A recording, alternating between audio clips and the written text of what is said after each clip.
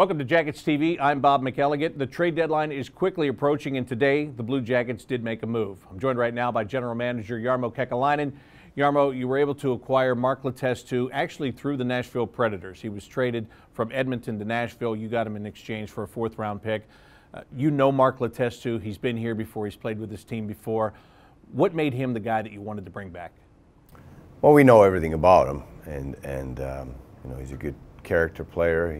He can play on all special teams, shorthanded, power play. He's good in the face-offs. He gives us a right-handed centerman that we don't have, and he's a good teammate, leader. All those things. There's no guessing there. We know what kind of character he has. So all those combined, it's a good addition for our team. I think from a fan standpoint that, you know, trade deadline, you're looking for big, flashy players. Mark Letestu is not a flashy guy, but how much does a player like him help to give you stability in your bottom six, which is something you've been looking for all year? Yeah, I think he stabilizes a lot of things, the things that I just mentioned, and he can, you know, play in the key situations for us and brings that experience that we know he has. He's a veteran in this league, and like we said, we know we can rely on him in a lot of key situations. We've had him before, and there's not a lot of uncertainty there. We're glad to have him back. The irony of it is he didn't play for John Tortorella as a head coach here, but the assistant coach, Brad Larson, was here. So there's immediate, for Torts, he's able to go right to Brad Larson and get a report on the guy and feel good about him immediately, right? Yeah, and we've had scouts watch him all year, and we've watched him all year, obviously, you know, just not relying on what he was like when he was here. It's obviously a couple of years ago that he left, but he probably played his best hockey last year in the playoffs for Edmonton Oilers when they went pretty deep, and you know, he's still a valuable veteran. And he's a part of their power play, or he was in Edmonton. Your power play, no secret, has struggled all year. Do you think he can be pretty helpful there?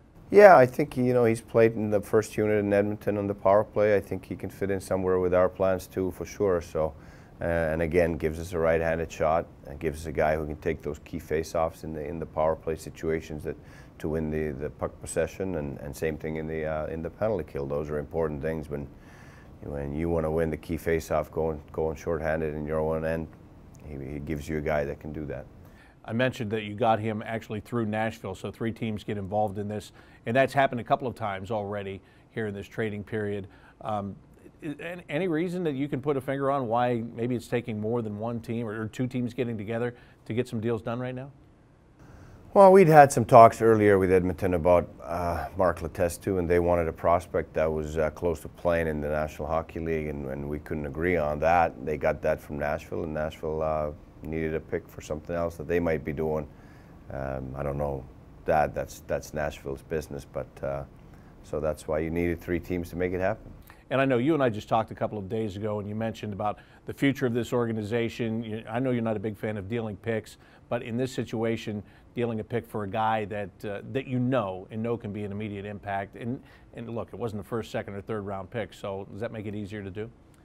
Yeah, 4th round picks can be very valuable too, but we need some help right now, and Mark gives us a lot of different dimensions to our team, and we're happy to have him, and I think he'll give us the help we need right now to solidify our bottom 6 and some of the specialty teams. It seems like there's always a lot of names out at the trade deadline, but this year there seems like there are only not a lot of names, but a lot of big names. A lot of big people have already moved and changed places now. Do you find this year any tougher than any other year to go through? I don't know. I mean, there's always a different market with different players, obviously, and then there might be some more competition with teams that are trying to make the push and make themselves better before the deadline. They feel they're in the hunt to win the Stanley Cup and so forth. So everything varies year to year with that regard. But you know, there's always some good players the teams want to add, and there's some good teams that want to make a big push, and they are ready to pay some steep prices to get guys that could be just rentals for the spring. But you know, we've said all along that we're not really in that market where we want to give up our 1st round pick to get a guy who could be just a rental for the next few months. We'd like to make a move, if we make a move, that's going to benefit our organization, our team in the long run as well. All right, and I know you have about 24 hours left until that deadline comes and much more work to do, so thank you for taking a few minutes with me, and Thank you again. Best of luck to you. Thank you. That is General Manager Jarmo Kekalainen of the Blue Jackets. I'm Bob McElligott. Thanks for watching Jackets TV.